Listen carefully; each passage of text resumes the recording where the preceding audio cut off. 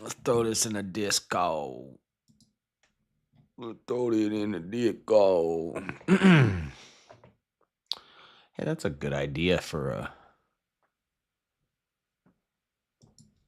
That's a good idea for a show. No, I didn't mean to like that. Remove. Share. Copy. Copy. Brick said my Bible studies are boring. First off, it's not a Bible study. I know it says morning Bible study on the thumbnail. This is not a Bible study. This is just me reading the Bible and talking about it. We're not studying. Maybe it is a Bible study, but it's not like when I did Bible studies in jail and I like had a group of people and I like led it and we talked. Kind of. I guess it's kind of like that. Bonus dias. Does this count as a Bible study, Cecil? I don't like to count it as a Bible study. More like, because if it was a Bible study, you pick a section. Your Bible reading is hilarious. He sounds jelly. Yeah, I agree.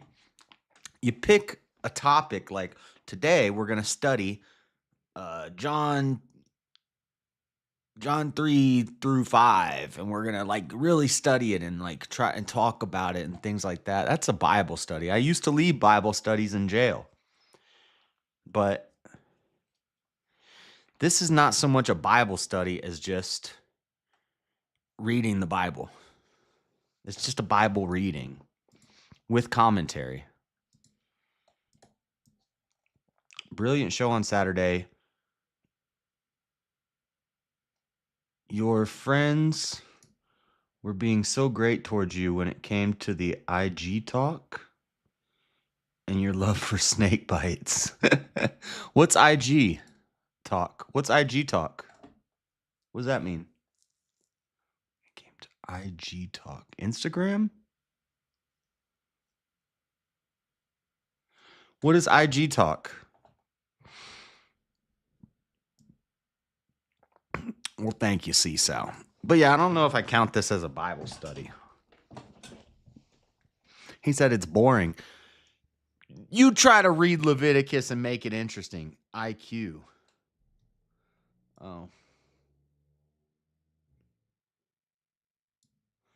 I know. It's like I make one comment and everybody goes off, and then people. This always happens. This happened on Easy's panel one day. I said something about uh only the smartest people should be going to college. And this guy's like, well, what's your IQ? Have you ever had your IQ tested? What's your IQ? And then I say, yeah, I've had it. I've had my IQ tested multiple times. Well, what'd you get? And then I tell them, and then they're like, no, you're lying. It's like, okay. And then they're like, you just want to talk about IQ. It's like, I didn't bring up IQ. Well, how did it go? I didn't bring up IQ. I didn't start all. Grumple-Stillskin brought up IQ, and he said 140 is a genius. And I said, no, it's not. 160 is a genius. 140 is just pretty high. And that's where I didn't start it.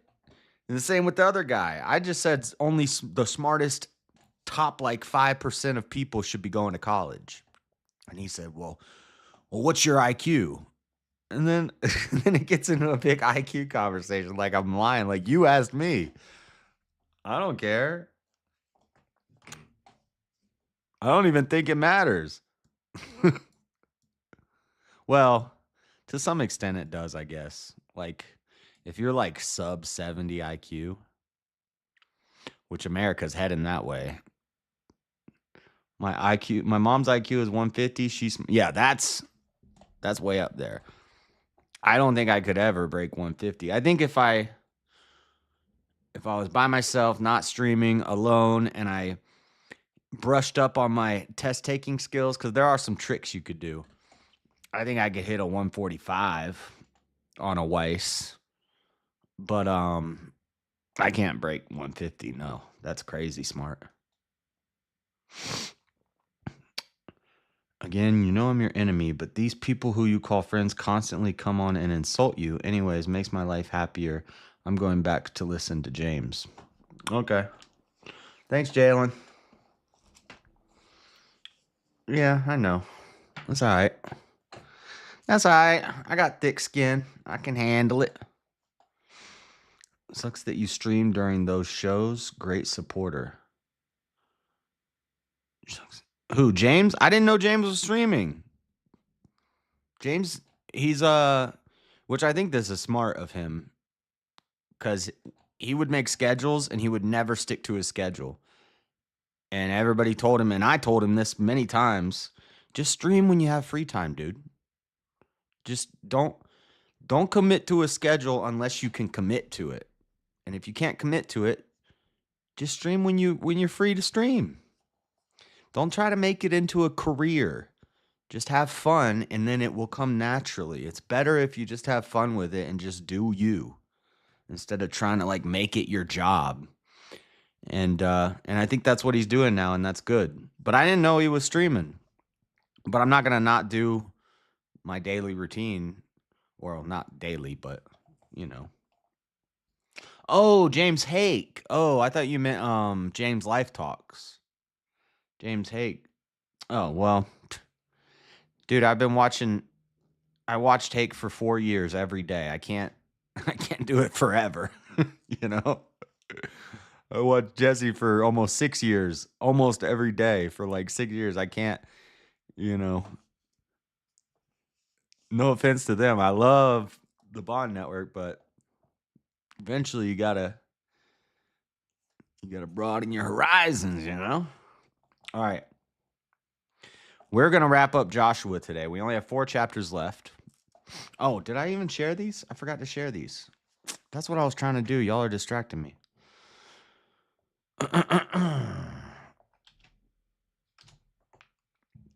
I'm ready for this. You see, Raging Tomato put up the thumbnail for the free will debate. It looks good.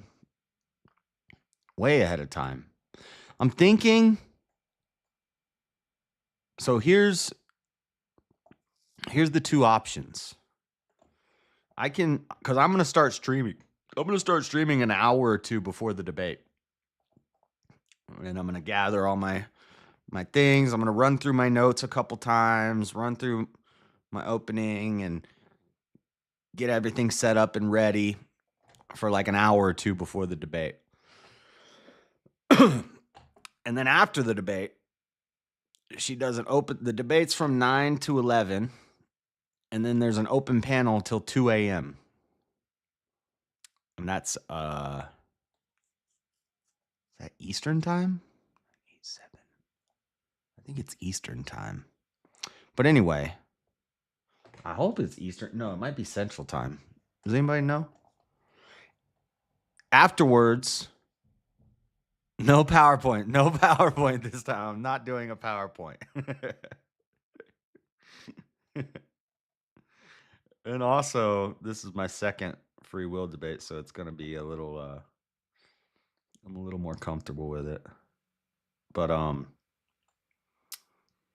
on, I need to see if this is Central time or Eastern time. Eastern time. So that's starts at 7 o'clock my time. I'll probably start streaming at 6 o'clock. And then after she's done, I'll hang out on her after panel. Maybe the whole time, maybe not until 2 a.m. Yeah. And then we'll come here and we'll do the Discord all night. But here's the question. Do I just start streaming and do one continuous stream all the way through and then just share my screen like I do when I do VK? Or should I start early, end that stream, start another stream with a new thumbnail just for the debate, share her StreamYard link, That way, if anybody super chats me, she can read my super chats in the question segment. And then after the debate, end that stream, leave her stream, restart another stream, and then go back into the panel and just share my screen. That way, the debate will have its own isolated video. But it means I got to start, end, start, end, start, end. No, I would start and end, then start the debate, and then end after the debate, and then start another stream and go all night. I'm not sure how I should do it. Hola, John. She's Eastern time zone. I think I want to do it. I don't. The only problem is it sucks for you guys because it keeps ending and then you have to come back and find it. But I don't know. I would like to have all my debates just by themselves and make a playlist. Which I don't have a debate playlist. Do I? Did I ever make one? I meant to make one. I don't think I ever made one. I need to make just a debate playlist of all my debates. And then all the ones like the ones that are like 10-hour streams, I need to go in and screen record and upload just the debate. I'd say continuous. If I do it continuous, then I can just record. I can hit record before the debate starts and then upload it as a video later with just the debate. Yeah, the super chat thing is what I'm thinking so that she can see my super chats.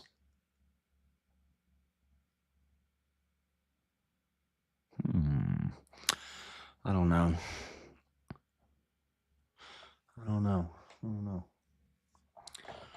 But yeah, I'm going to be ready.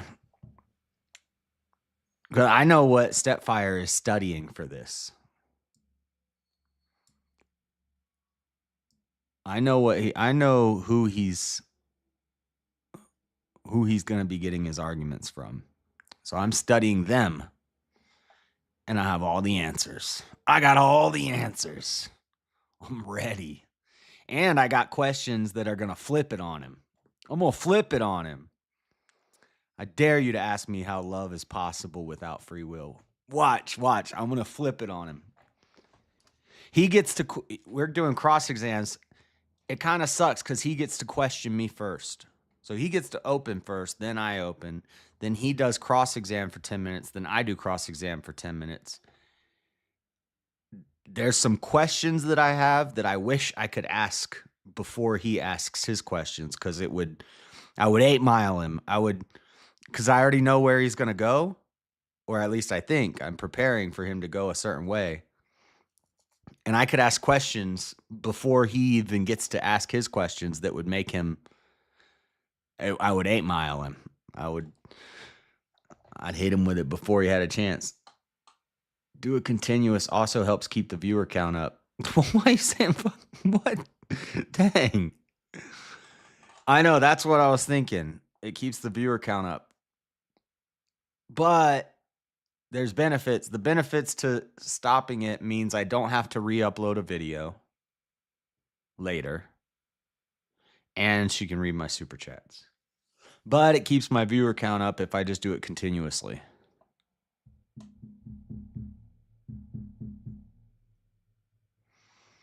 So I'm not sure. I'm going to think about it. I'll probably just do it.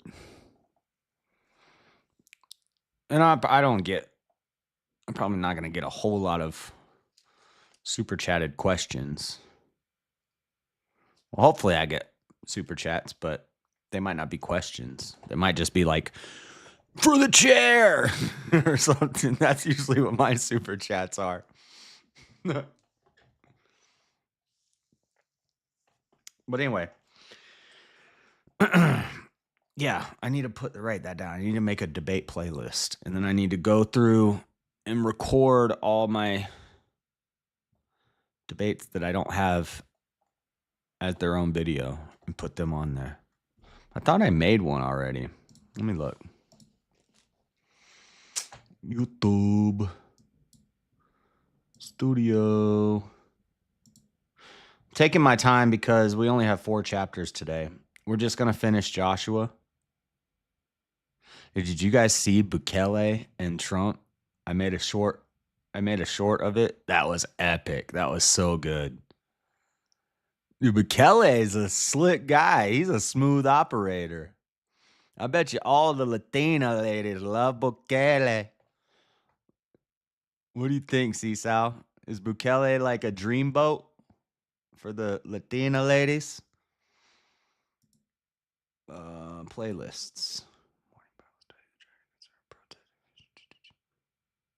Yeah, I don't have a debate playlist. I need to make one. I don't know why I never did that. Stupid chair is always arguing for the chair. Bukele, he's a smooth criminal. Dang, man, that guy's slick. He said, "Are you asking me? I hope you're not implying I should smuggle a terrorist into the United States. Why would I do such a thing?" I'm married. I can't call another man a dreamboat. That means yes. Just so you guys know, that means her answer is yes, but she's not allowed to say yes. It's like Ricky Martin, except Ricky Martin's gay. Okay, let's do this. Chapter 20 is really short. We got 4 chapters. The 6 cities of refuge. Remember, Moses told him to make cities of refuge. Originally, it was 3.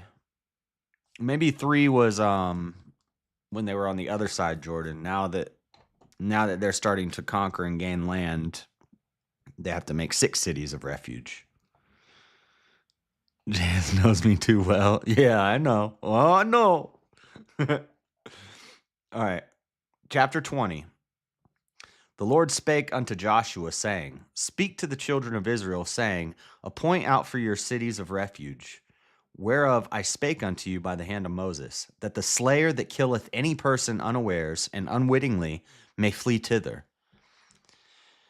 They shall be your refuge from the avenger of blood. Avenger of blood. And when he, next time I get a death penalty, next time I have to do a death penalty debate on VK, I'm gonna bring up the Avenger of Blood. I support bringing back the Avenger of Blood. I think that's based. And when he that doth flee unto one of those cities shall stand at the entering of the gate of the city, and shall declare his cause in the ears of the elders of that city, they shall take him into the city unto them, and give him a place that he may dwell among them.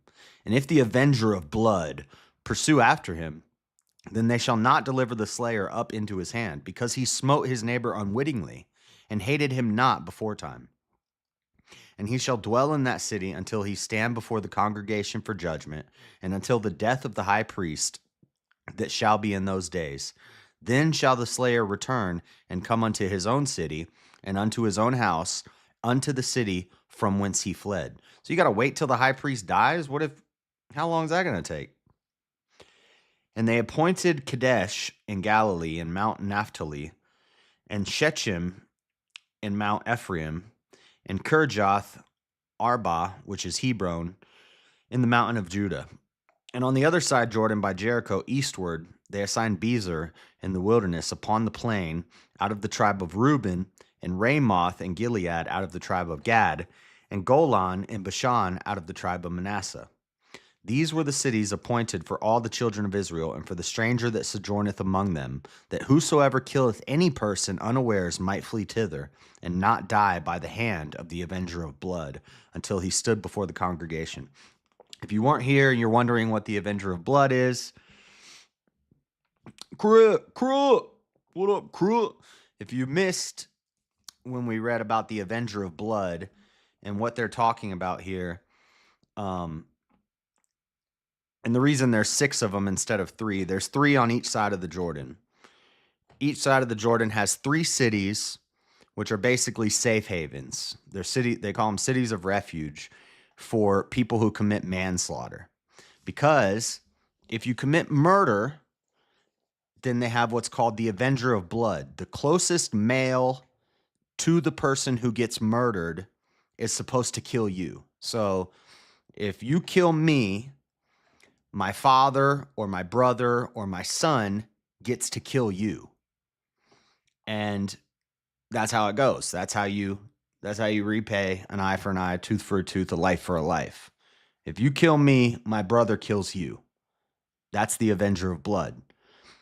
But if you manslaughter someone, or what they call it here, a manslayer, unwittingly or unawares, with no hate in your heart, if you accidentally kill somebody, if you manslaughter somebody, the Avenger of Blood is going to want to kill you. So what you do is you go to the city of refuge. The Avenger of Blood is not allowed to go into the city of refuge and kill you. Once you're in the city of refuge, you're safe.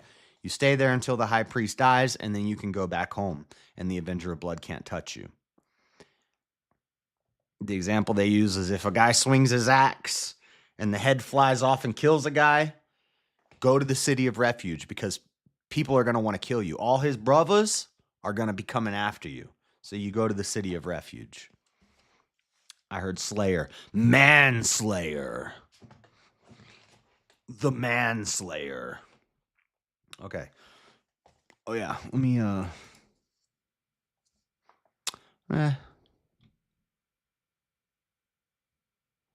we'll put it in here. In case anybody from that channel wants to come over. Yeah, hit the like button. We got 10 viewers and only 7 likes. All right. Chapter 21. Then came near the heads of the fathers of the Levites unto Eleazar the priest, and unto Joshua the son of Nun, and unto the heads of the fathers of the tribes of Israel.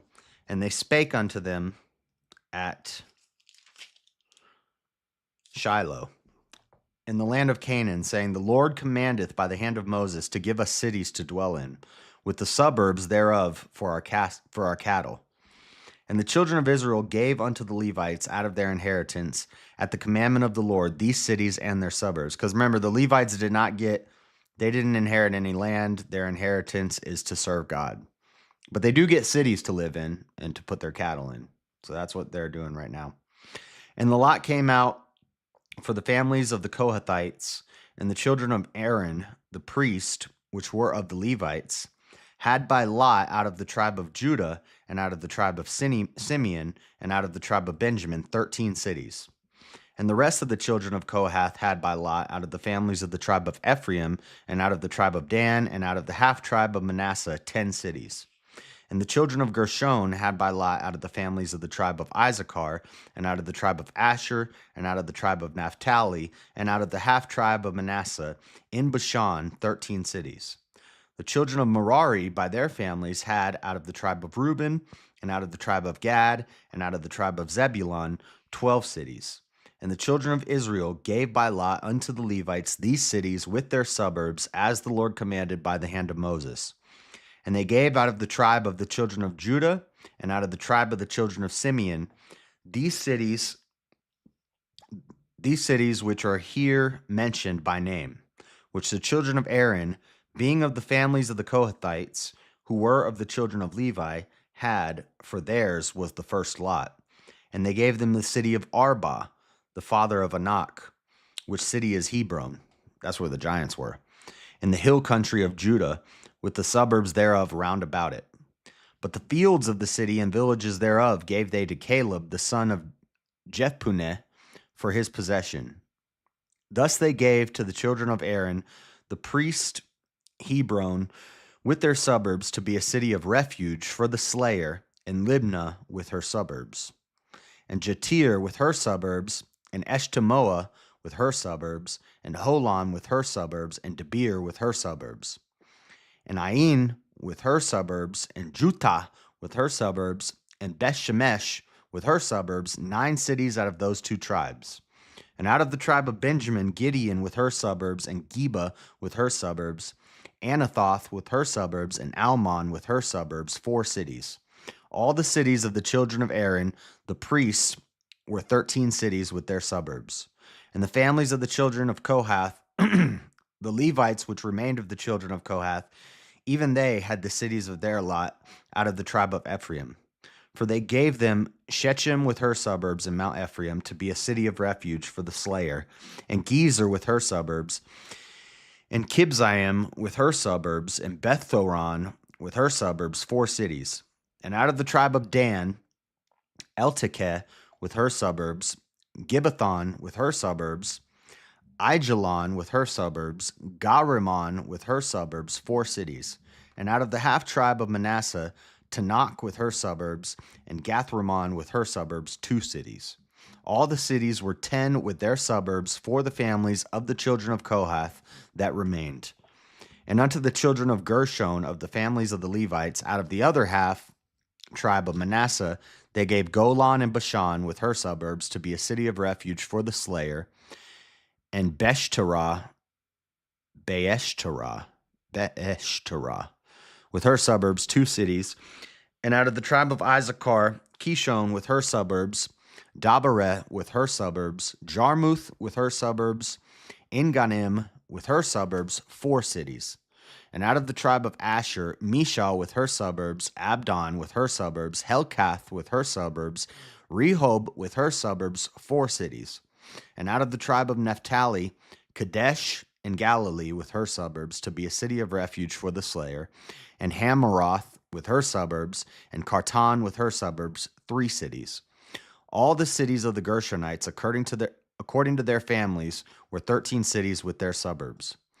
And unto the family of the children of Merari, the rest of the Levites, out of the tribe of Zebulun, Jokneam with her suburbs, and Kartah with her suburbs, Dimnah with her suburbs, Naphtali with her suburbs, 4 cities.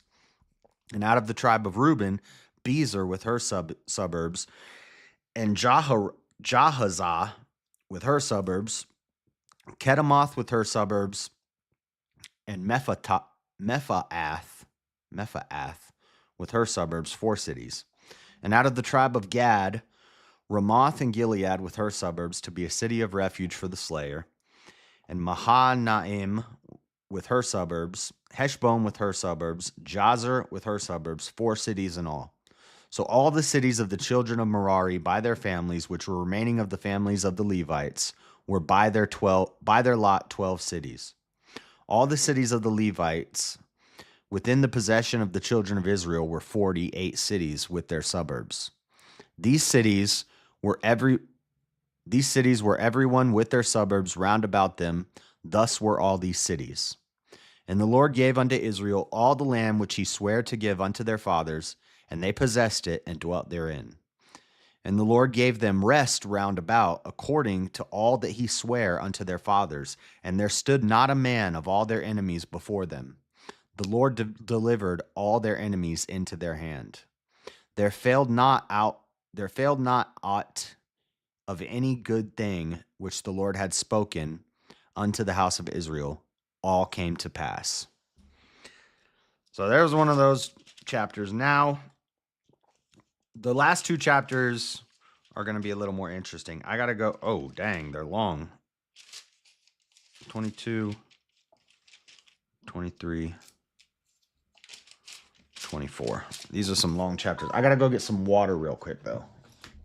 So you guys get to watch the chair for a second. Subherb is low quality flour. Man, the word suburb is starting to sound weird now. I know. I'm going to church in the weekend. JS brought me to Jesus with dry, emotionless, and robot reading of the Bible. Bro, you try to read this. Y'all are crazy. When we get some cool narratives and some cool stories, it gets exciting. It is fun. You heard Easy say my Bible studies are entertaining and fun. Maybe he was listening during the cool parts, but there's going to be parts. Wait till we get to Kings. Kings is rough too. Hold on, I'll be right back.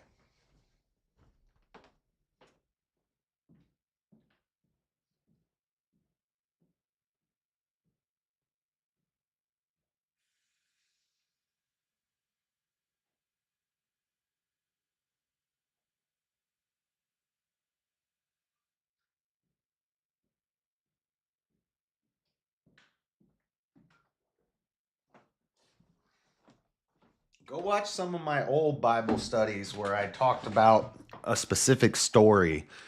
We did Daniel in the lion's den, we did Solomon, we did Samson, we did the whole book of Job, we did Jonah, we did some of the minor prophets, um, Nehemiah.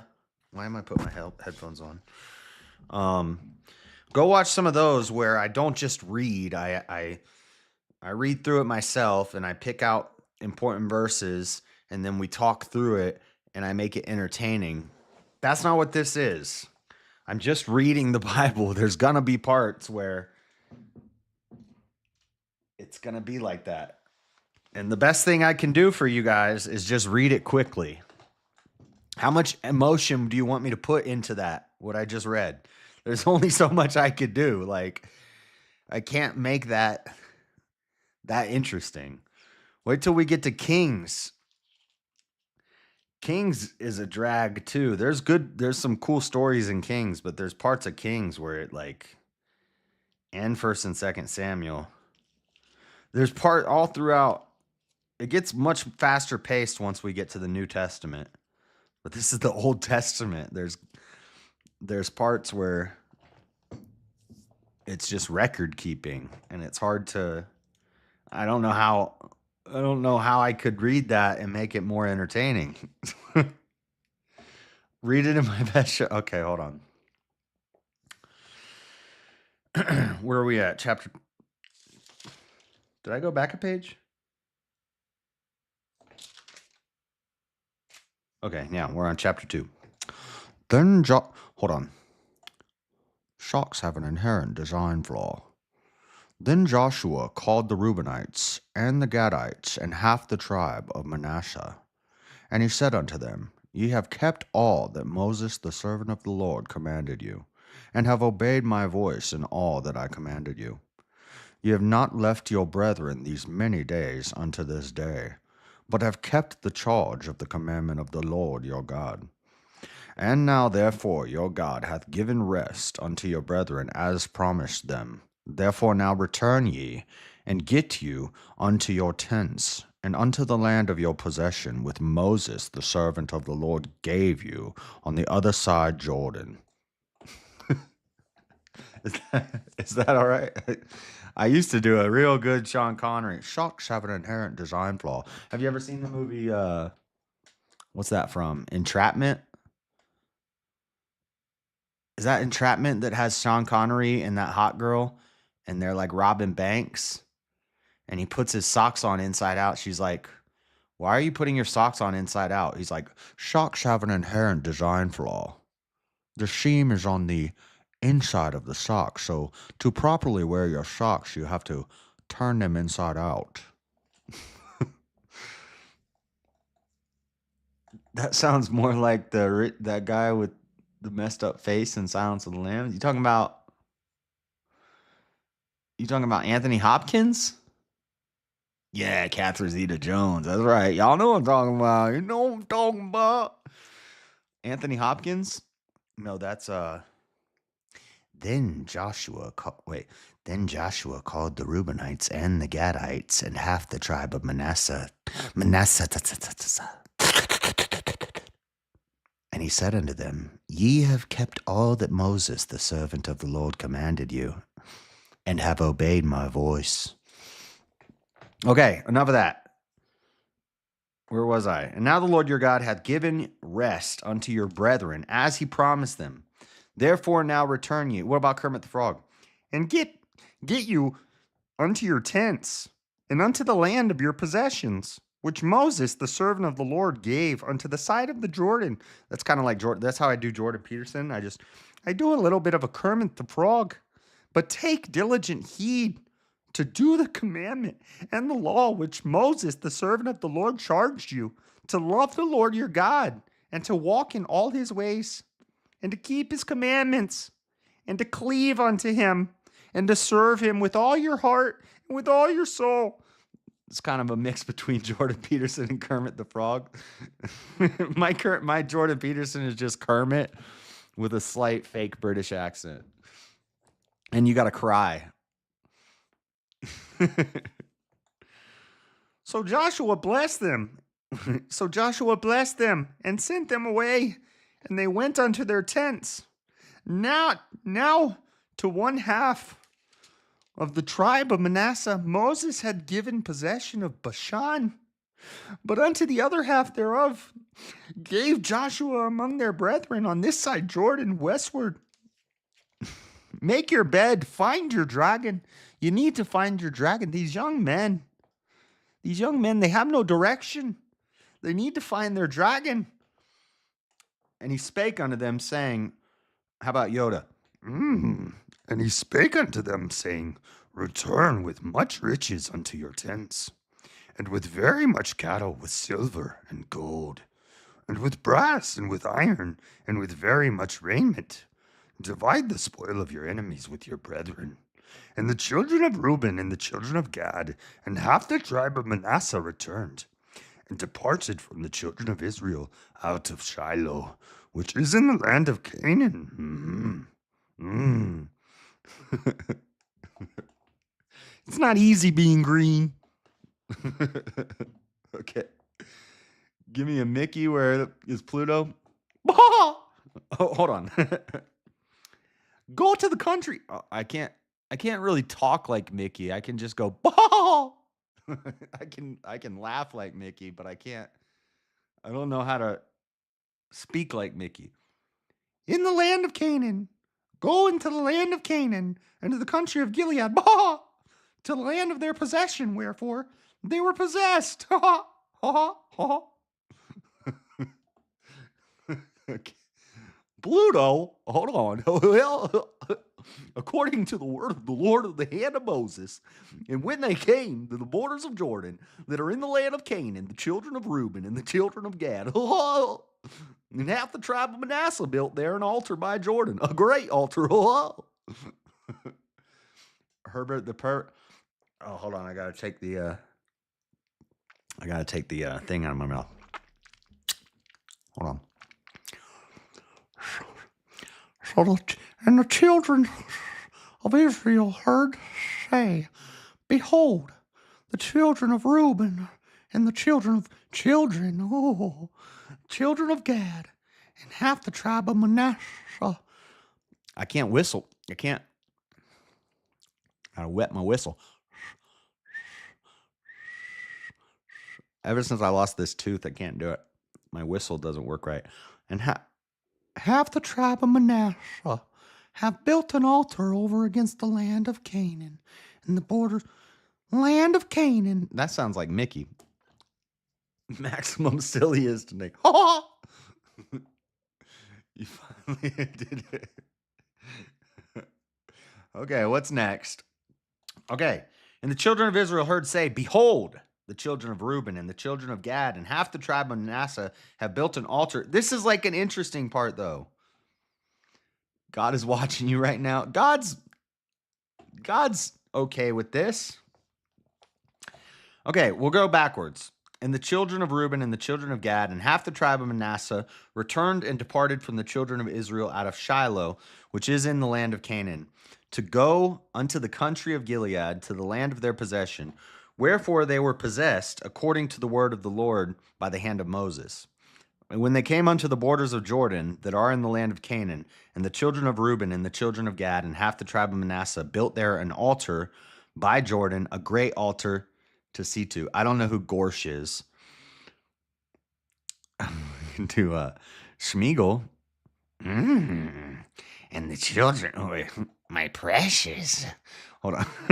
And the children of Israel heard say, behold, the children of Reuben and the children of Gad and half the tribe of Manasseh have built an altar over against the land of Canaan in the borders of Jordan at the passage of the children of Israel. And when the children of Israel heard of it, the whole congregation of the children of Israel gathered themselves together at Shiloh to go up to war against them. And the children of Israel sent unto the children of Reuben and to the children of Gad and to half the tribe of Manasseh into the land of Gilead, Phinehas the son of Eleazar the priest, and with him 10 princes of each chief house, a prince throughout all the tribes of Israel, and each one was an head of the house of their fathers among the thousands of Israel. Yeah, God's going to make me the royal gesture. And they came unto the children of Reuben and to the children of Gad and to half the tribe of Manasseh unto the land of Gilead. And they spake with them, saying, Thus saith the whole congregation of the Lord, What trespass is this that ye have committed against the God of Israel, to turn away this day from following the Lord, and that ye have builded you an altar, that ye might rebel this day against the Lord? Uh-oh. He told them not to build a dang altar unless he told them to. Hold on. Sippy sip.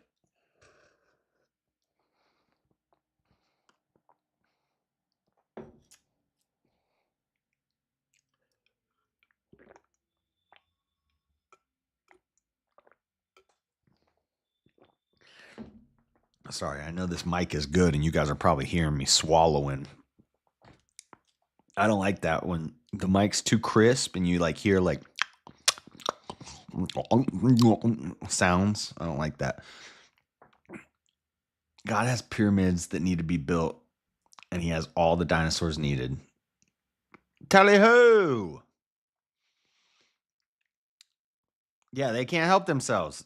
Dude, constantly. These Israelites, constantly. I don't like, it's crazy. How do you not learn your lesson, especially when you're like, I know they don't like see God's face, but they see the effects of God. They see waters parted. They're seeing miracles, and they still don't get it. And this is why God doesn't try to prove himself to atheists. He can't even prove himself to the Israelites and have them listen. They still don't listen. What's the point of trying to Popeye? I can't do Popeye. I don't even know what Popeye sounds like. He's got a real like gruff voice. Hey, I can't do Popeye. Can't even think of what Popeye sounds like. It's been years since I've seen Popeye. That ye might rebel this day against the Lord. Gorshk. Stop. What's up, Nada? Is the iniquity of Peor too little for us, from which we are not cleansed until this day, although there was a plague in the congregation of the Lord? But that ye must, the iniquity of Peor was when the plague wiped out like 34,000 of them. Remember, homeboy javelined that person through the chest and his wife, or not his wife, but he was dude was sleeping around with the whore from the other village, one of the Amorites. They brought him into the village, the whores, and homeboy, who was it? Who was it, Seesaw, that picked up the spear and speared the dude and the chick? He went, and God said, because you did that, I'm going to end the plague. Because one person here actually dealt out some justice, I'm going to end the plague. I forget who did that, but that guy was based. He said, what? You're bringing Amorite women into our tribe? Dilly-dallying with the riffraff? Check this out. I got a spear. Boom! Speared them both. That was pretty epic. I forget who did that, though. Who's that name? What's that guy's name? Was it Benjamin? No. Wasn't Caleb. It wasn't Joshua. It was like some random dude, but I can't remember who did that. Anyway. But ye must turn away this day from following the Lord, and it will be, no, not Jason Voorhees, but he's done it too. But ye must turn away this day from following the Lord, and it will be, seeing ye rebel today against the Lord, that tomorrow he will be wroth with the whole congregation of Israel. That's not good. Notwithstanding, if the land of your possession, I like that word, wroth. I'm going to be wroth with you. You keep this up, I'm going to be wroth with you. Notwithstanding, if the land of your... Oh, and somebody asked what translation I'm reading. It's the King James. Notwithstanding, if the land of your possession be unclean, then pass ye over unto the land of the possession of the Lord, wherein the Lord's tabernacle dwelleth, and take possession among us, but rebel not against the Lord.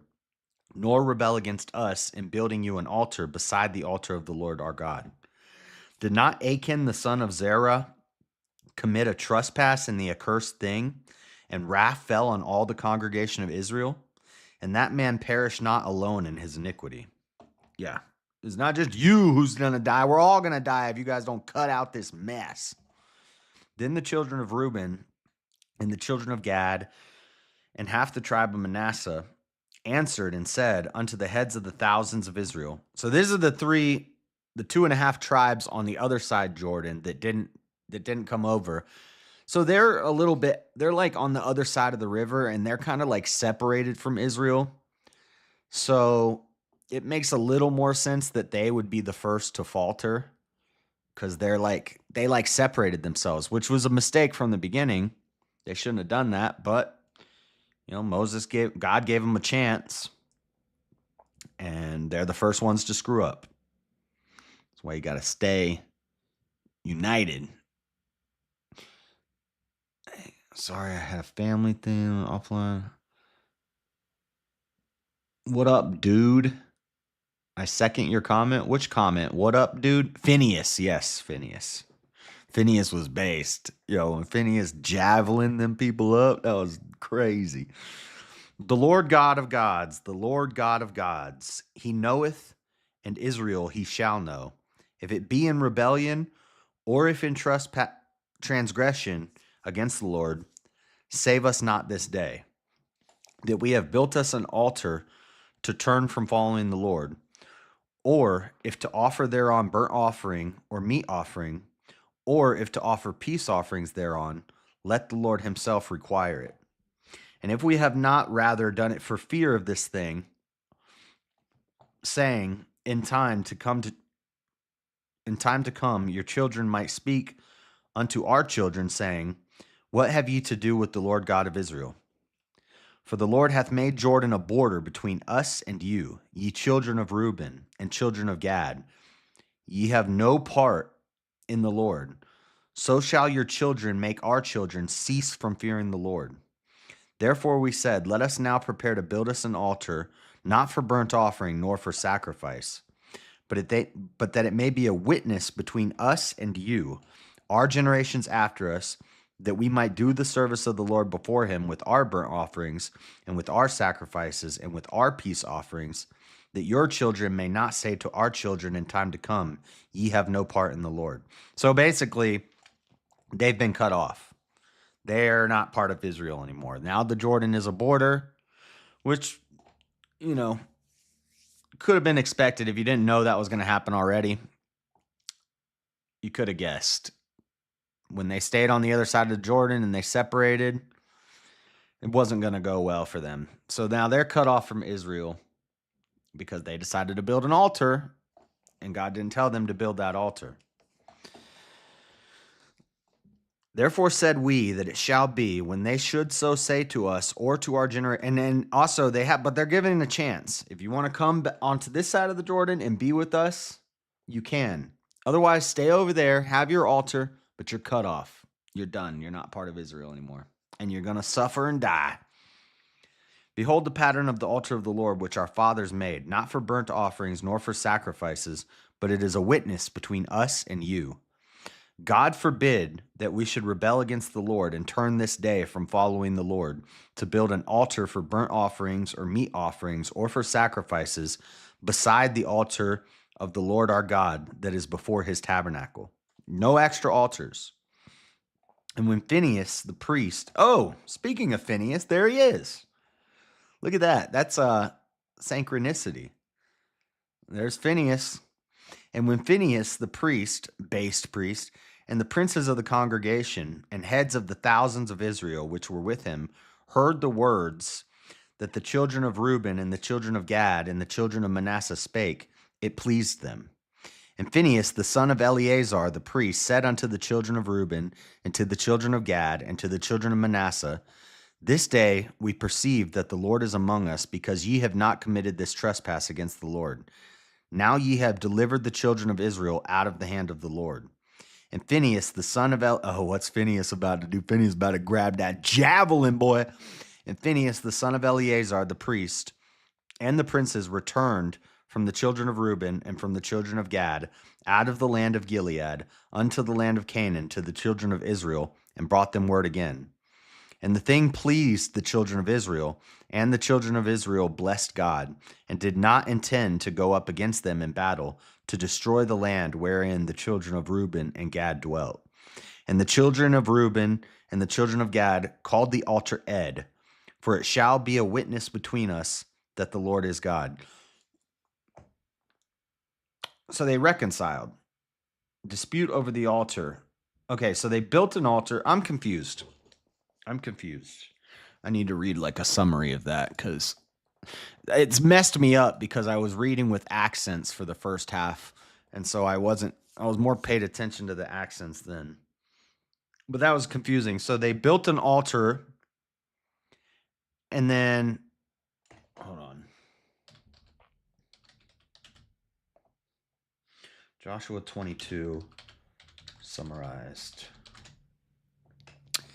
Joshua 22 summarizes a situation where the tribes of Reuben, Gad, and half the tribe of Manasseh, who aided the conquest of Canaan, built a large altar on the Jordan River after returning to their homelands east of the river. The tribes on the west side of the river misinterpret this altar as a sign of rebellion, fearing it might lead to the people on the east side worshiping at a different location and potentially leading to a division. A delegation led by Phinehas, the son of the high priest, is sent to investigate, and a misunderstanding is clarified. The altar was built as a memorial and as a sign of unity, not as a place of worship. Peace and understanding are restored, and the tribes continue to serve God together. Okay. Yeah, that made sense at the end, but I think because I wasn't focused in the beginning like I should have been. That's you guys. That's chat's fault. You guys distracted me. So Reuben and Gad and Manasseh built an altar, and then that's why they're freaking out on the other side. They're like, yo, God's going to punish us all. God's going to kill everybody because you guys are over there building an altar. And then Phinehas, the boy, javelin homeboy, goes over there and he says, yo, what's up with this altar? Don't you remember last time this happened that I had to javelin some people up because people were not listening to what God said? And God told us not to build altars to do sacrifices other than the altar at the tabernacle. And they said, whoa, calm down. We're not going to do sacrifices on it, Phinehas. We just built it to remember that we're part of you guys. It's our remembrance altar. We're not going to do sacrifices on it. And Phinehas said, all right, that's what's up. And peace was restored. Nice. Okay, now we understand. That's what happened in that chapter. All right. All because they choose to build an altar? Yeah, well, it was a misunderstanding. They're not supposed to do sacrifices. They're not supposed to build altars for sacrifices other than the altar at the tabernacle. That's explicitly forbidden. Because the pagans would build altars everywhere and just be doing sacrifices all willy-nilly out in the wilderness and whatever. And God said, don't do that. You have one altar. It's at the tabernacle. That's where you do your offerings with the priests, with the Levites. You don't just get to go. I think, I could kind of draw a line with this to the idea of division among the church, schisms, and all these different thousands of denominations. That's not how it should be. We should all come to one church, one tabernacle, one temple, one place, one altar for one group of priests to do one type of offerings at this place at a designated time in a designated way. Every tribe doesn't just get to go off willy-nilly. I keep saying willy-nilly. Every tribe doesn't get to dilly-dally willy-nilly and go run amok and build the altar over here and do my sacrifices whenever I want over here in my way and do my sacrifices over here when I want in my way. No, it's a one place where we do this in one way. And so they thought that's what Reuben and Gad were doing. But then they were like, no, it's not that. It's not an altar for sacrifices. We're just building an altar of remembrance. It's just like a sign that, a rock on the edge of the river to say that we're part of you guys. And then Phineas and God said, okay, that's all right. That's all right. That's all right. Don't be doing no sacrifices on it now.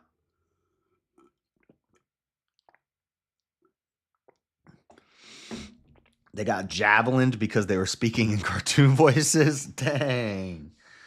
No, they got javelined because they were sleeping with Amorite whores. Okay. Chapter 23. And it came to pass a long time after that the Lord had given rest unto Israel. And also, that's not a bad word. That's a biblical word. That's the word the Bible uses.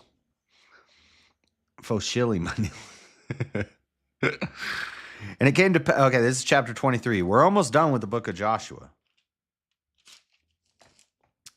The tribes reconciled. What is this? What is chapter 23 about? Joshua's words of warning. We're about to say farewell to Joshua. And it came to pass a long time after that the Lord had given rest unto Israel from all their enemies round about, that Joshua waxed old and stricken in age. And then, remember, okay, cool. Remember the last time it said Moses was waxing old and stricken in age. And the Lord said, Moses, you're waxing old and stricken in age. That was so funny. God's a funny guy.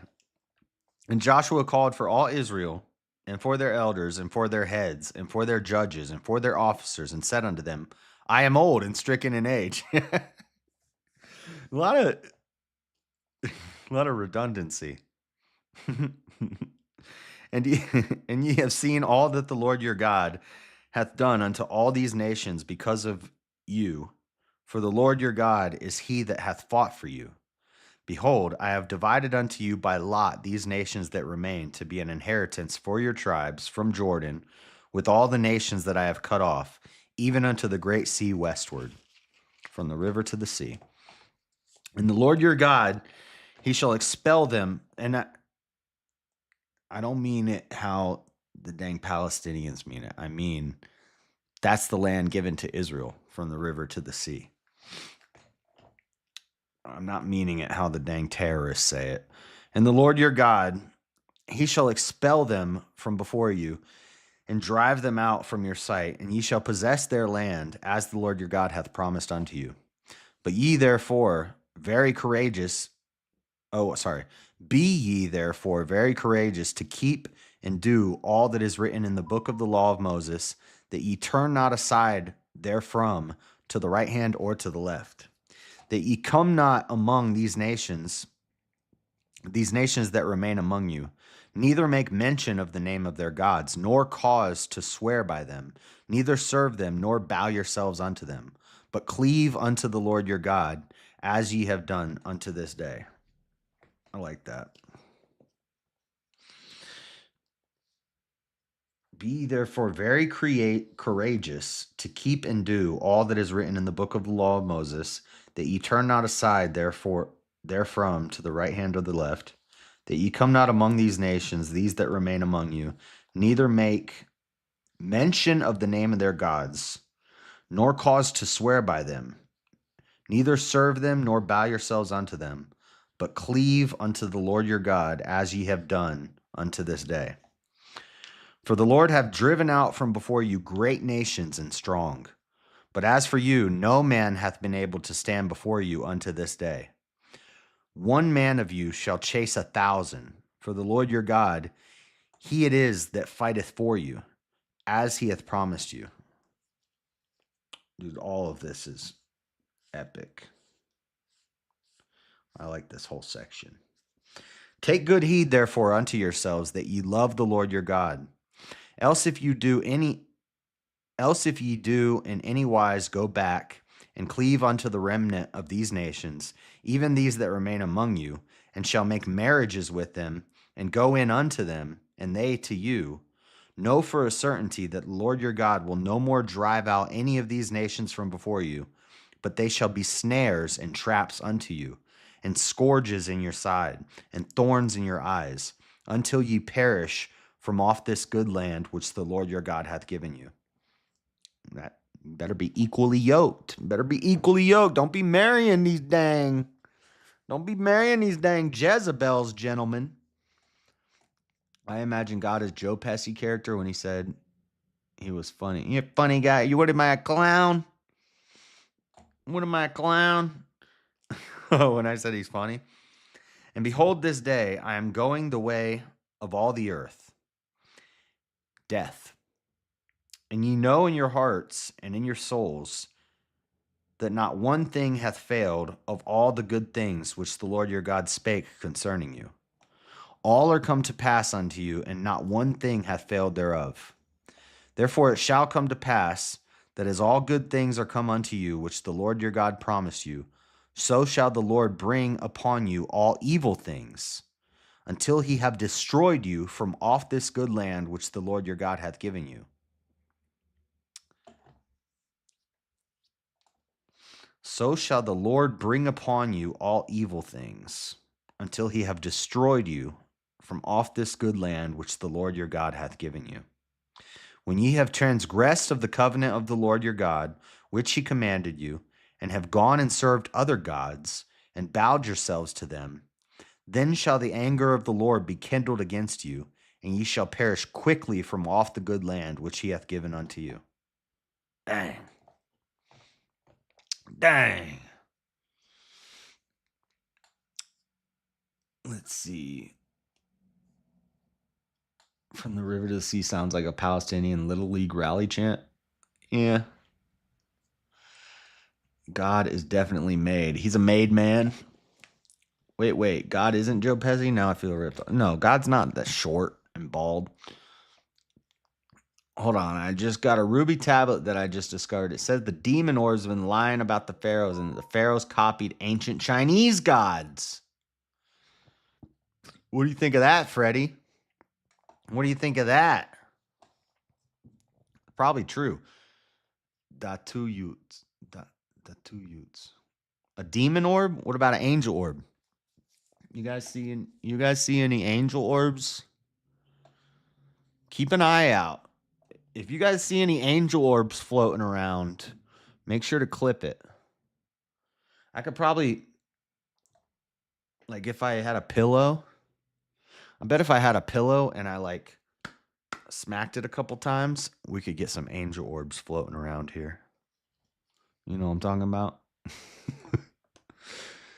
Utes. What is a Ute? The young Utes. The youthful partygoers. The Utes. All right. Joshua's farewell address. This is the last chapter of Joshua. This is powerful. Our boy is about to pass.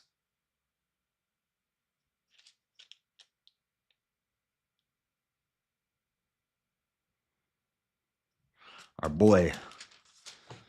Utes. The orb conspiracy runs deep. Bro, I could probably make some orbs. Look. This is a dusty shirt. This is my work shirt. It's got stains and stuff, guys. It's a work shirt. But if I do this, or what if I do that? Oh, what about dandruff angels? Sorry, if you guys don't know what we're talking about, don't worry about it. But I bet you I can get some dang orbs going right here. Check this out. Oh, I just saw one. Hold up.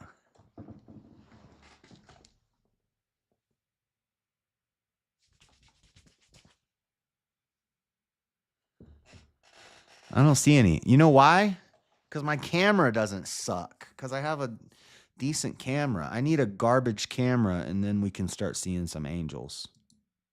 Little dandruff angels.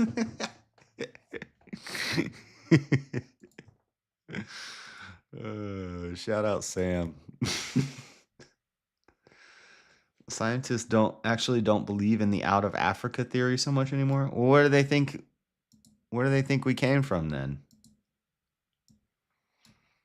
I believe in the out of Africa if you consider Mesopotamia Africa, which it is, well, it's kind of, is it Asia? Or we've looked at this before. It's like partially Africa and Asia. You real clean yourself up for Jesus? No. You come as you are. You come as you are to Jesus. I just got off work in the gym. I'm grinding. I'm out here grinding, my boy.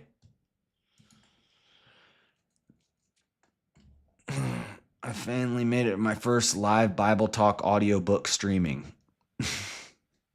That's it's not really a Bible study. It's a Bible book audio talk. Bible talk audiobook. Various intermixing of newly discovered hominids. So they're saying now that there is no heart of the earth. There is no origin of species. They're saying the Neanderthals and the other thals and all the different cavemen, monkey mixes just kept mixing, and yeah, whatever. That's some garbage. I just saw an orb in the shape of Virgin Mary. Nice. Bro, that's crazy, by the way. I've heard that before. That's not a Sam Shamoon original. I don't know what YouTube's videos he's been watching, but that's like some ghost hunter stuff. Have you ever watched Ghost Hunters? The orbs? If you ever like I know a couple guys who are real into like ghost hunting and ghost stuff. They talk a lot about ghosts, and they'll be like, they're always showing videos of like, yo, watch this video I just found online. Watch the chair, and the chair like moves. But there's always something like the windows open and you see the curtains blow and like there's wind blowing, or you'll see like a string going off to the side and going up, and like there's obviously a string tied to the chair making it move. The orb stuff comes from the ghost hunter community. Did you know? Have you seen that? If you go look into ghost hunters and ghost footage, live ghost footage, there'll be like video and they'll be like, watch for the orb, and the orb will fly by and they'll be like, that's the spirit of my grandma. That's the spirit that we were convening with or whatever. And you're like, no, that's a dust particle. What are you talking about? Your camera sucks. Your lighting sucks. And there's dust on your lens. That's a mosquito. What are you talking about? That's not a ghost. Ghosts are not real. I agree, Chairman of the Board. I believe in spirits. But I don't think that they're like, I don't believe in poltergeists or haunted houses, or I don't believe grandma didn't cross over and now she's floating around my room and you can catch her in the camera lens. You need some more lemon pledge. That's right. It's the silliest. Ghost hunters are like Bible thumpers. I seen Ghostbusters when I was 12. Josh, such a skeptic. I'm a skeptic. I'm a skeptic. I'm a skeptic of the skeptics. All right. Let's wrap this up. Joshua's farewell address, chapter 24. This is sad. Our boy ain't gonna make it out of this chapter. Chapter 24. And Joshua gathered all the tribes of Israel to Shechem and called for the elders of Israel and for their heads and for their judges and for their officers, and they presented themselves before God. And Joshua said unto all the people, Thus saith the Lord God of Israel, Your fathers dwelt on the other side of the flood in old time, even Terah, the father of Abraham, and the father of Nachor, and they served other gods. And I took your father Abraham from the other side of the flood, and led him throughout all the land of Canaan, and multiplied his seed, and gave him Isaac. And I gave unto Isaac Jacob and Esau. And I gave unto Esau Mount Seir to possess it. But Jacob and his children went down into Egypt.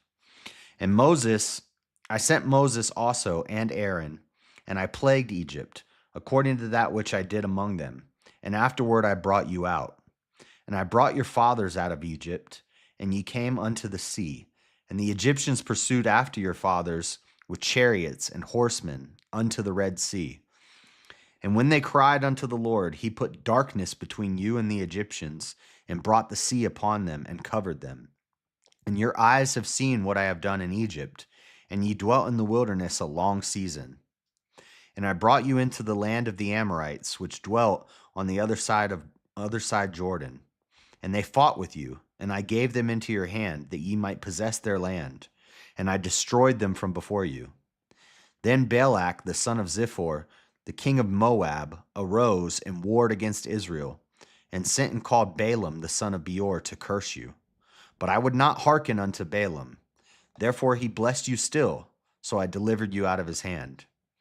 And you went over Jordan and came unto Jericho, and the men of Jericho fought against you, the Amorites and the Perizzites and the Canaanites and the Hittites and the Girgashites and the Hivites and the Jebusites. And I delivered them into your hand. And I sent the hornet before you, which drave them out from before you, even the 2 kings of the Amorites, but not with thy sword, nor with thy bow. And I have given you a land for which ye did not labor, and cities which ye built not, and ye dwell in them. Of the vineyards and olive yards which ye planted not do ye eat. Now therefore fear the Lord, and serve him in sincerity and in truth, and put away the gods which your fathers served on the other side of the flood and in Egypt, and serve ye the Lord. And if it seem evil unto you to serve the Lord, choose you this day whom ye will serve, whether the gods which your fathers served that were on the other side of the flood, or the gods of the Amorites in whose land ye dwell. But as for me and my house, we will serve the Lord. And the people, that's a commonly used, I'm not going to go into that, but y'all know what I'm talking about. We've discussed this before.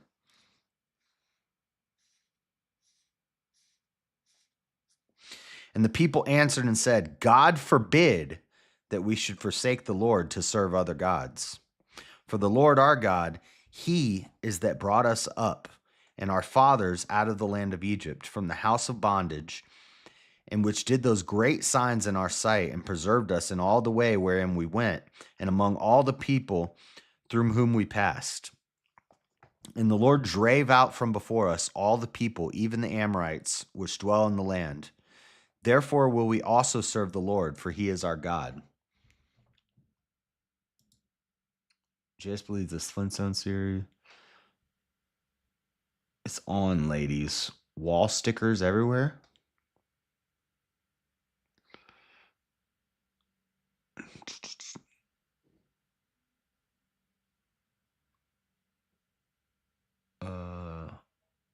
Don't be nice. A little plaque? Is that how you spell plaque? Or is that plague? Oh, plague would have a U. Yeah, that's plaque.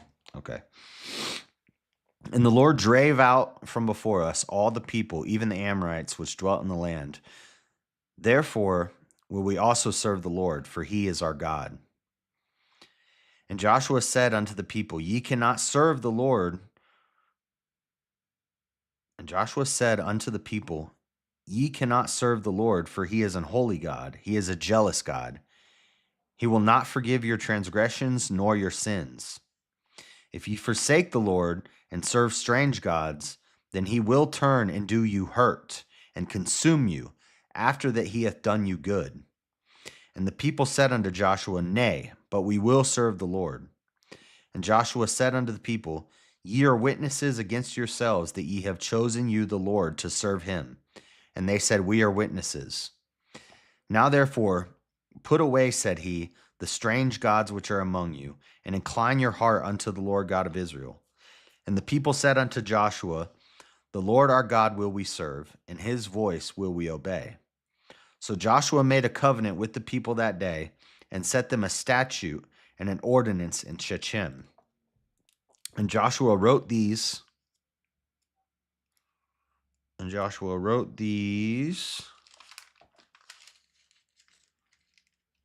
If I can turn the page, words in a book of the law of God, and took a great stone and set it up there under an oak that was by the sanctuary of the Lord. And Joshua said unto all the people, Behold, this stone shall be a witness unto us, for it hath heard all the words of the Lord which he spoke unto us. It shall be therefore a witness unto you, lest ye deny your God. So Joshua let the people depart, every man unto his inheritance. And it came to pass, here we go, Joshua's about to go the way of the earth. And it came to pass after these things that Joshua the son of Nun, the servant of the Lord, died, being 110 years old. And they buried him in the border of his inheritance, in Timnath-serah, which is in Mount Ephraim, on the north side of the hill of Gaash. And Israel served the Lord all the days of Joshua and all the days of the elders that overlived Joshua, and which had known all the works of the Lord that he had done for Israel.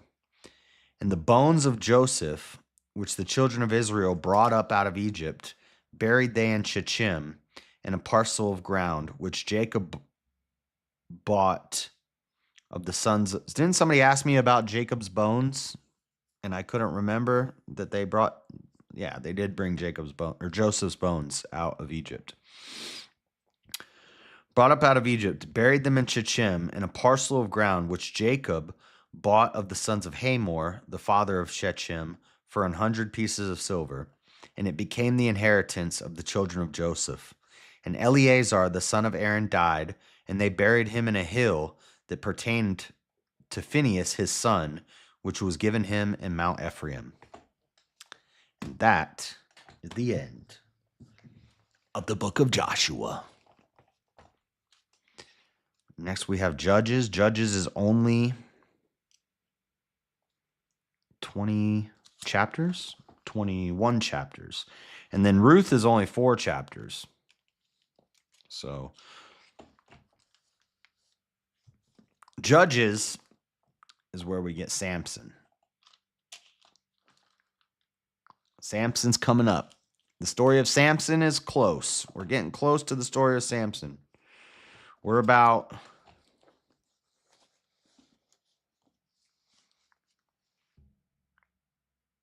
Let's say we're about a fifth of the way through. Yeah, we're about a fifth of the way through. It looks like about a quarter of the way, but these pages are more less compacted because I'm flipping through all of them.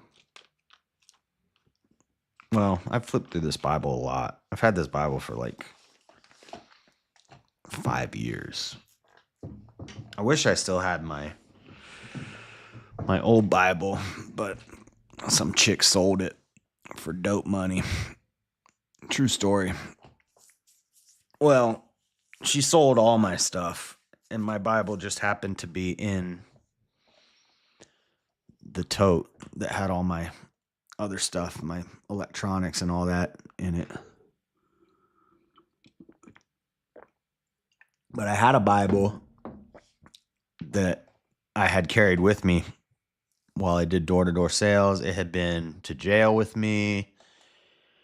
I traveled with it cross country, back and forth like 3 times, coast to coast 3 times. It went to 3 different jails with me. It went to 46 different states with me. I had it for like 12 years, and then she sold it. I wish I still had that Bible. That Bible had a ton of notes in it.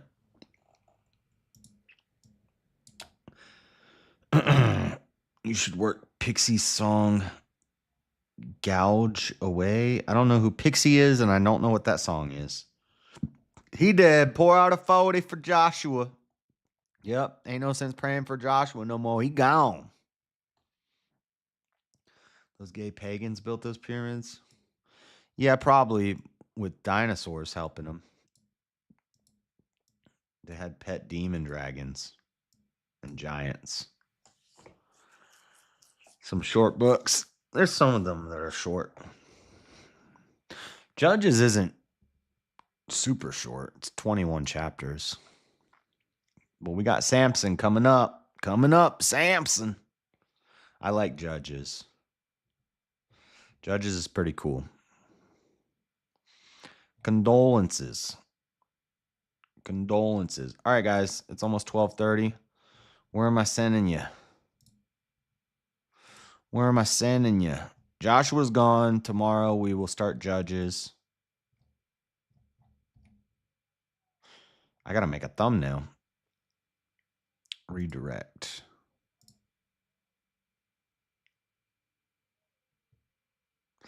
What the heck?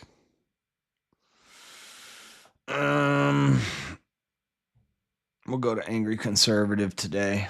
I haven't said hi to him in a minute. Prosperity on Main Street.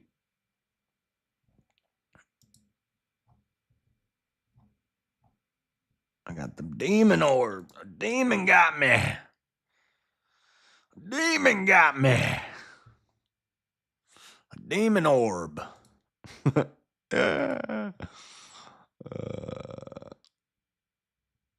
Bro, you guys don't get to jump on the bandwagon. You guys are probably, I don't know. I don't know if any of you guys in this chat have told me, but people all the time are always telling me, yo, do you listen to Sam Shamoon? He's so good. You got to listen to that guy. And I've always said, no, I don't like that guy. No, why do you listen to that guy? And nobody listened. Everybody said, oh, you're crazy. Why would you do? You're a heretic. That's why. No, I told you. I've been telling you. For 2 years, I've been saying that.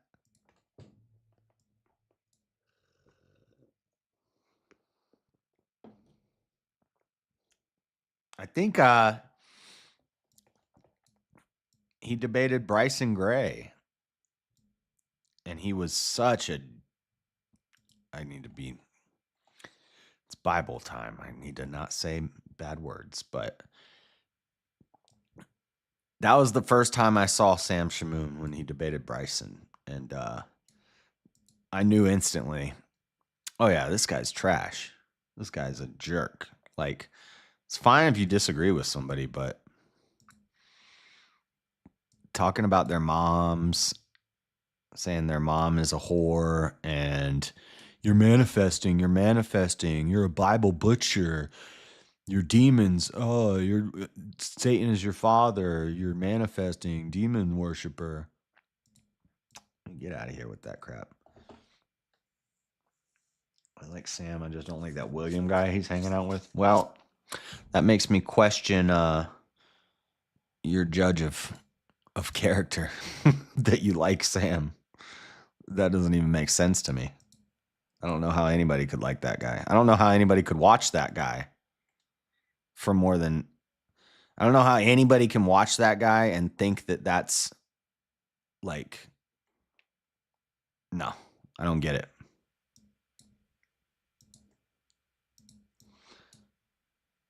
You would like Sam. Yeah. Yeah, I don't know. I just hope you don't get no dang orbs floating around you. Shimon! Shimon! He's fun to watch. Yeah. I guess. I don't know. Maybe it's just preference, but I don't see it.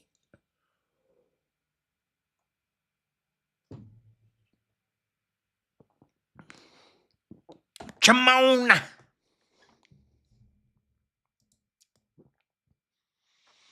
Sam Shimon. Okay. We're going to go to Angry Conservative. Probably Friday. I'm probably not gonna. I know I usually don't do these on Friday.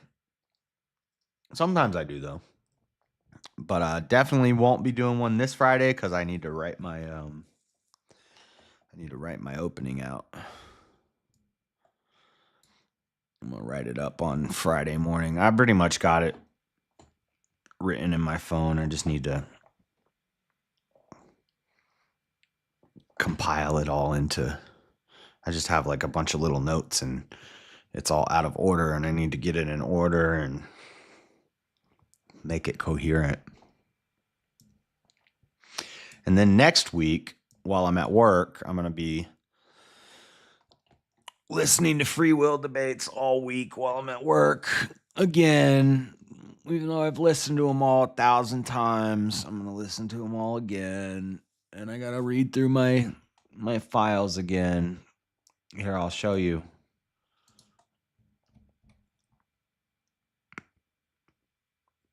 Is Stepfire still here? It's fine. He can see this. If I go to past research, and I go to free will. So it's a folder, but there's a folder within the folder. How's this going to work? Because there's a folder within the folder. Is it going to open the folder and the folder within the folder? Okay, hold on. Past research. Oh no. Okay. Okay, so this is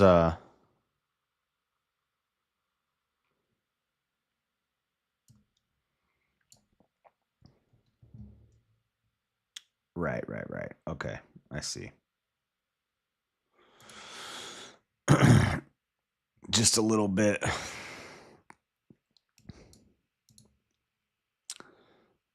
Just a little preview of sort of like things that I've researched before. May 5th, if available, would you stream my birthday? What day is May 5th? What day of the week is it? May 4th is Star Wars Day. Oh, we missed March 10th. It's April now. March 10th is Mario Day. I totally forgot about it this year. May 4th is Star Wars Day. May the 4th be with you. Check this out. So this is one folder. This is my first free will for when I did the debate with John. Then this is the second free will folder. Reddit is the first thing. Reddit, this is just something I saved because there were some interesting things people were saying in here, but this first folder is where most of the stuff is. So this is Wikipedia, possible worlds. I was looking into Schopenhauer and Gottfried Leibniz, possible worlds. Schopenhauer is the one that said you can will your choice, but you can't will your will. And I like that. I like that phrase. The world as will and representation.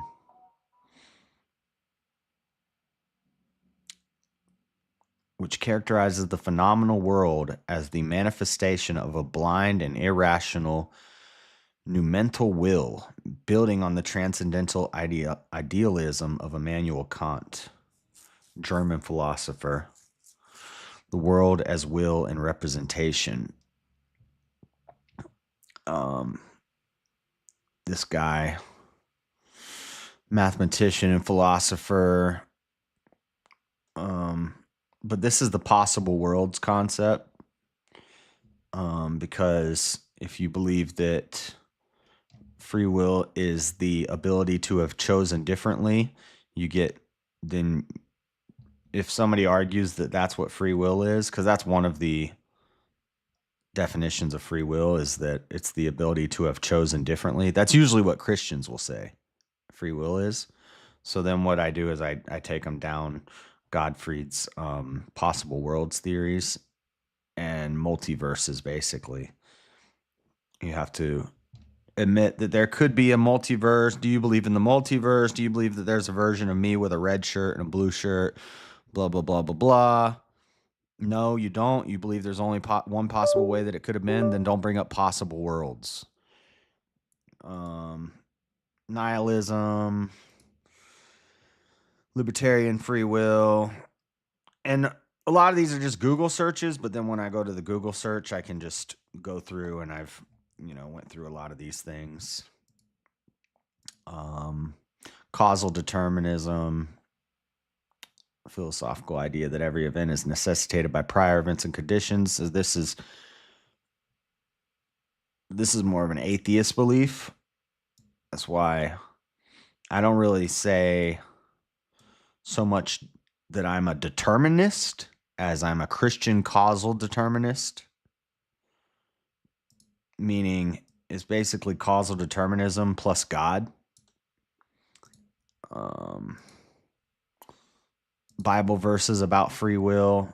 I did a whole stream where we went through all of these and shown how none of them really say anything about free will.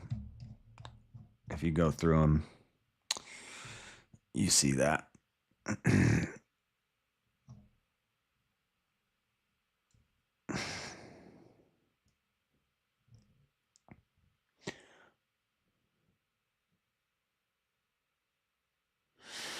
It is for freedom that Christ has set us free. Stand firm then, and do not let yourselves be burdened again by a yoke of slavery.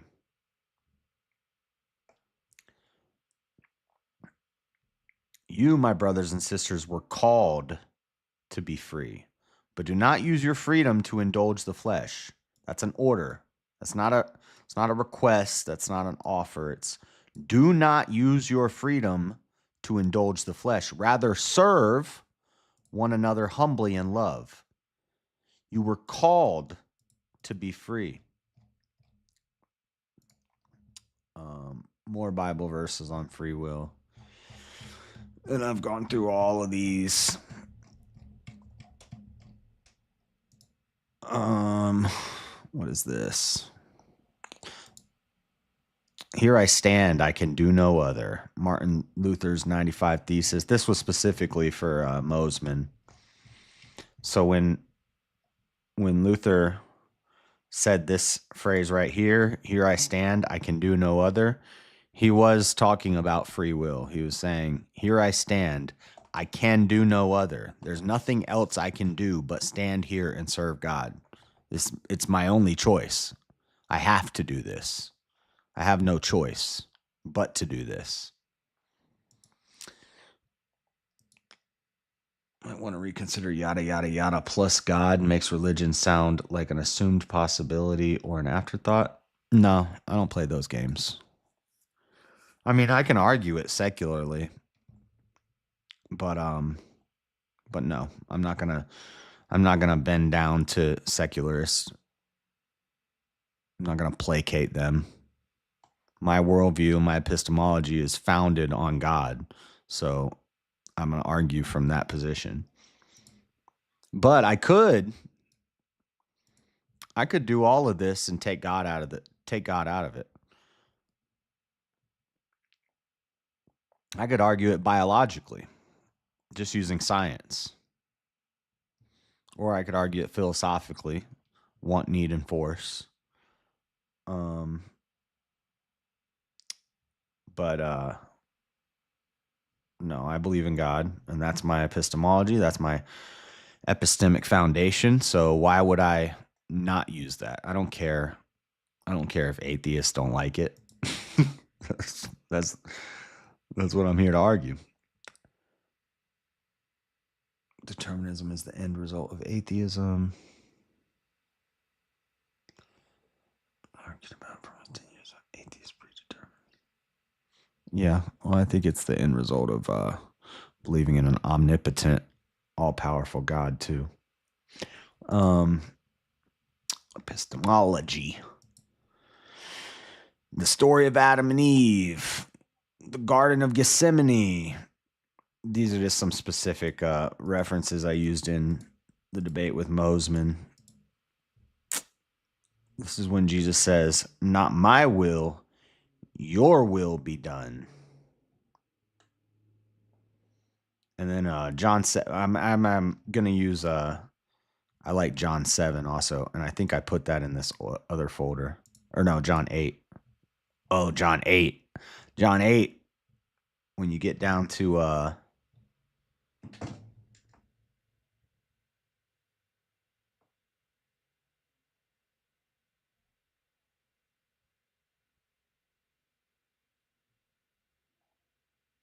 where is it? I think it's here we go. You are of your father, the devil. They answered him, Abraham is our father. Jesus said to them, if you were Abraham's children, you would be doing the works Abraham did it. But now you seek to kill me, a man who has told you the truth that I heard from God. Now you seek to kill me, a man who has told you the truth that I heard from God. This is not what Abraham did.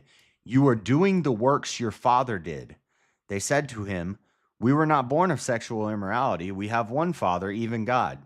Jesus said to them, if God were your father, you would love me, for I came from God and I am here. I came not of my own accord, but he sent me. Why do you not understand what I say? It is because you cannot bear to hear my word. You are of your father the devil, and your will is to do your father's desires. He was a murderer from the beginning, and he does not stand in the truth because there is no truth in him. When he lies, he speaks out of his own character, for he is a liar and the father of lies. But because I tell the truth, you do not believe me. Which one of you convicts me of sin? If I tell the truth, why do you not believe me? Whoever is of God hears the words of God. The reason why you do not hear them is that you are not of God. And Jesus answered him, are we not right in saying that you are the Samaritan, you have a Jesus? I do not have a demon, but I honor my Father and you dishonor me. Yet I do not seek my own glory. There is one who seeks it, and he is the judge. I say unto you, if anyone keeps my words, he will never see death. The Jews said to him, now we know you have a demon. Anyway, this is the main chunk right here. That chunk that I just read. That's the important part. I did not come of my own accord, but my Father who sent me.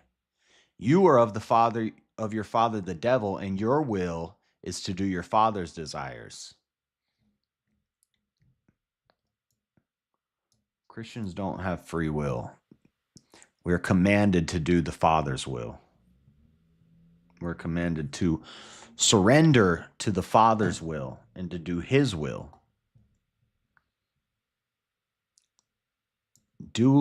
Free will is do as thou wilt. It's I think it's an evil lie. Matthew 24. But no knows the heaven that's on. This should actually be in a different folder. I don't know why this is in here. This is supposed to be in a different folder. Beth Thomas, the 6-year-old who tried to murder her little brother. This is an interesting story. We've done a whole we watched the interrogation of this girl on the channel a long time ago, years ago.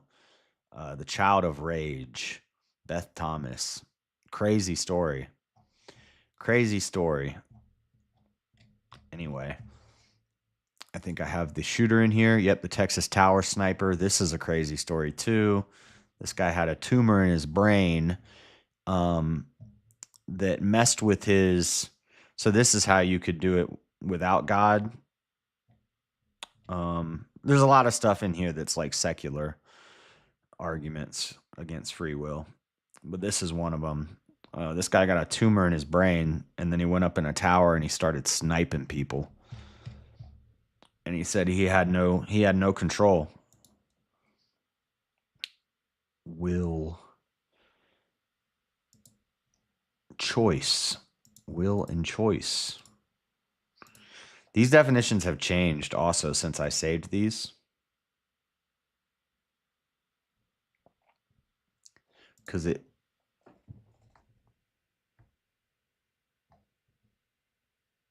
Anyway. Compatibilism. Schopenhauer. Buridan's ass. We'll bring that up. Why Buridan's ass doesn't starve. Soteriology. I think this goes in a different folder. This is supposed to be in a different folder. Sometimes I save things and they go back in like the last thing that I saved stuff in. This doesn't apply to free will. This is something different. The irrational judge, the angry judge, the irrational hungry judge. Effect revisited. Simulations revealed that the magnitude of the effect is overestimated. This was still an interesting idea, but there is an effect. It's just they blew it a little out of proportion, but that's from Cambridge. Hands-on science, reaction times. Reaction times.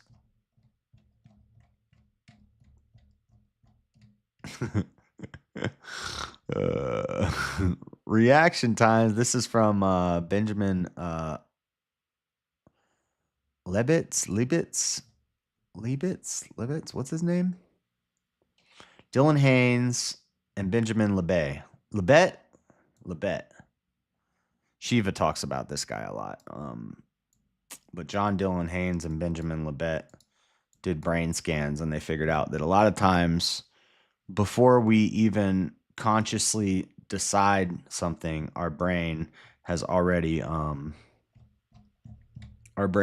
made up the decision.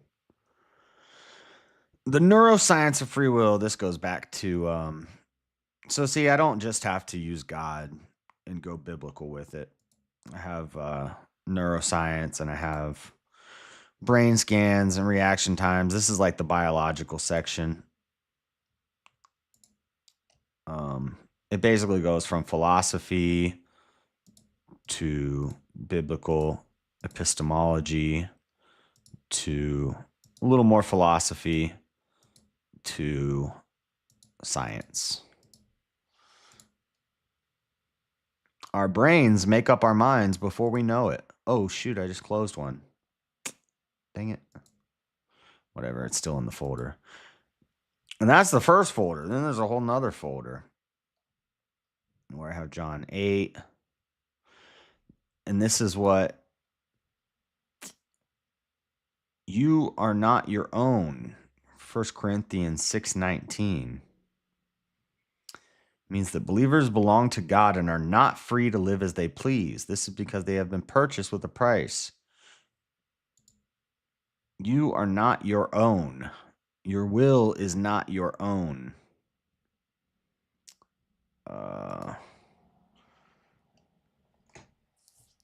What is this?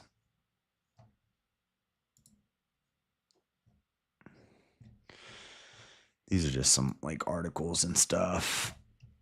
But and then a Reddit thing. This is what I'm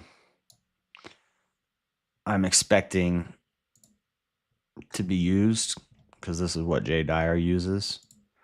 Is he doesn't call it the determinist fallacy, he calls it something different, but it's basically determinist fallacy, which is a fallacy in itself, which I'll explain in the debate. I'm not going to go through it right now, but it's a fallacy that presupposes free will to make it a fallacy. The determinist fallacy is you don't take free will into consideration, which is only a fallacy if you believe in free will. So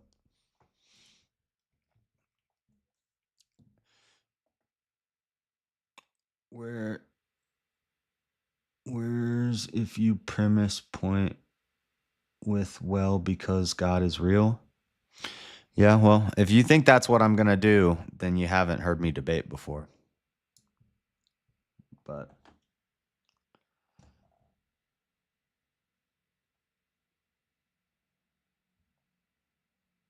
all of that could be true absent God because God was the last part of the statement. No, what I said was I believe in causal determinism plus God. I believe, well, no, it's not plus God. I believe in causal determinism. But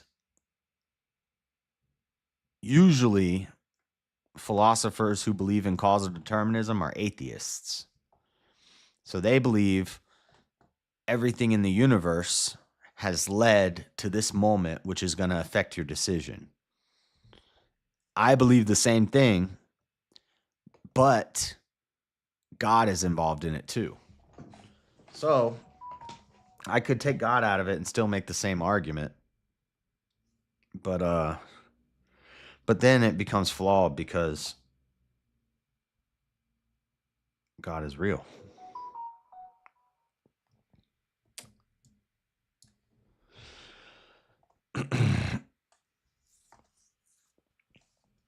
I know what you're saying, Chuck, but I think you're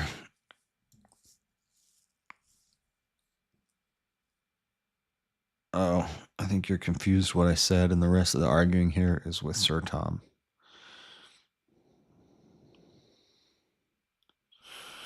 Yeah. Yeah, I saw that. I figured that out that you were talking to him. Yeah. No, I know what you're saying. I know. I don't plan on just going in there and saying cuz God said so. But partially there is a lot of that like but also I know Stepfire, so I know he usually if you know the person you're debating, so if I know he's coming at it from a Christian perspective and I'm coming at it from a Christian perspective, then there's shorthand that we're both going to be coming at it from a Christian perspective. And it's going to come down to the question isn't do we have free will? The question is that's the prompt of the debate. And when we get to the open panel after the debate, I'm sure a lot of like atheists and stuff are probably going to join or agnostic people. And they might agree with me about free will, but they're going to agree for a different reason. Like me and Shiva have talked about it before. Me and Shiva both don't believe in free will, but not for the same reasons.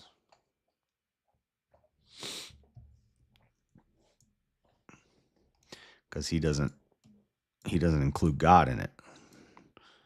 So I believe the same thing Shiva believes, that everything is determined, but determined by what? I don't believe it's determined by the universe.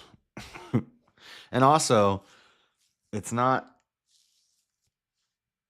Anyway, I don't want to give away too much, but.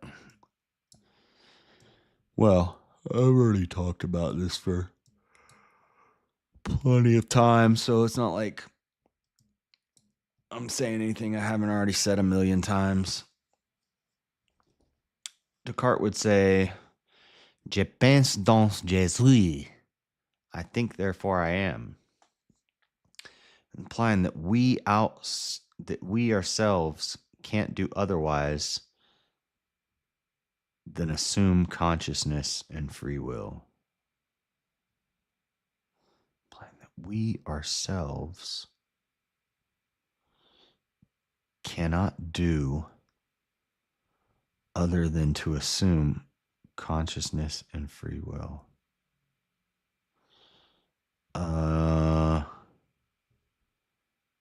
Therefore I am. Consciousness, yes.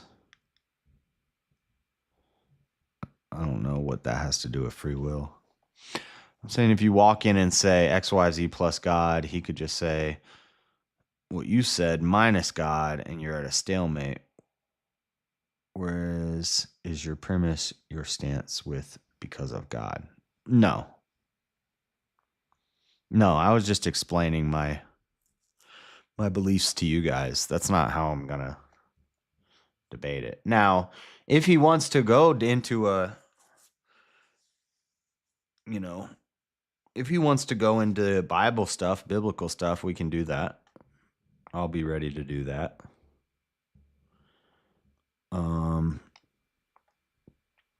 I have a feeling. I think I know where he's going to go. I'm guessing he's going to use all the arguments that Jay Dyer would use. So his argument is going to hinge on my inability to have knowledge, love, or purpose without free will. That's what I think. That's what I expect his argument to be. And I'm ready for all that.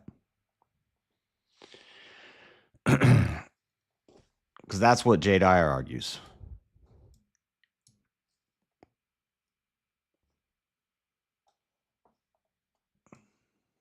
And Jim Bob.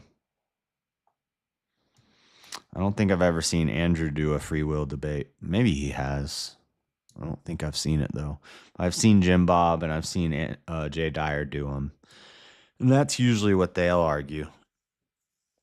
You can't truly have knowledge without free will. So I'm ready with a rebuttal for that.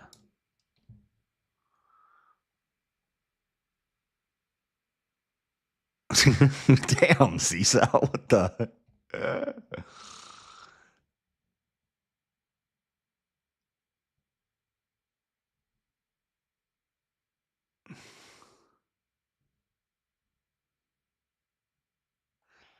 Yeah, that makes a lot of sense.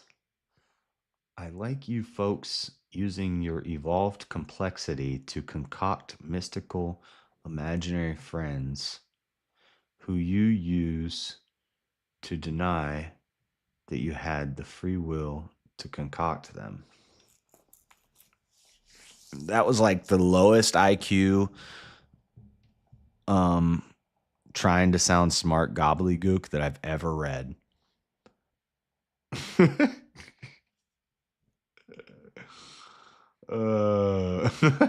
What the hell is that? I mentioned consciousness because I cannot see any way to define it without incorporating free will as a characteristic. No, I agree with you on consciousness. I think, therefore, I am implies thinking. I think, therefore, I am presupposes an I, and it presupposes consciousness with the thinking. I think, therefore, I am presupposes that I exist. So it's anti-solipsistic because I exist. And I think implies that there is consciousness. I think, therefore, I am. But I don't know where free will comes into that. I don't know a lot about Descartes. I don't know if he was a proponent of free will or not. So, if you've read Descartes and he is, and you know that from other reading that he meant that to be part of it, then I just don't know about that. I haven't seen that. I'm just going off what the statement. Just gonna have his entire chat converted to degens before I'm done. I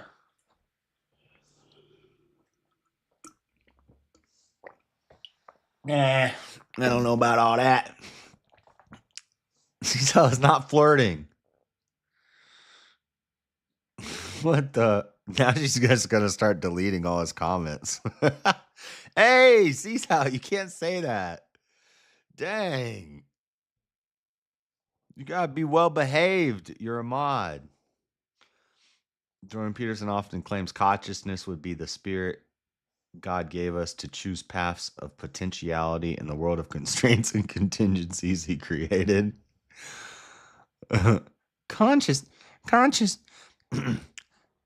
Consciousness would be the spirit God gave us to choose the paths of potentiality in the world of constraints and contingencies he created. People can't be forgiven if people cannot be forgiven if free will exists. Is that a question? There's a question mark, but it's said like a statement. People cannot be forgiven if free will exists? Who said that? I didn't say that.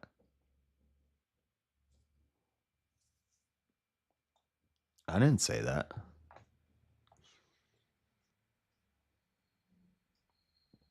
If I have to use the word little hat and I can't talk about the mustache guy, what are you guys talking about? All right, guys, I got to go. I got to get to bed. Thanks for hanging out. I was just trying to show you some of my files. Some of the files. I got a bunch more files to add to that aren't in the folder yet. But just trying to show you a little bit of the research that I got to brush up on. Guys out here speaking hieroglyphics.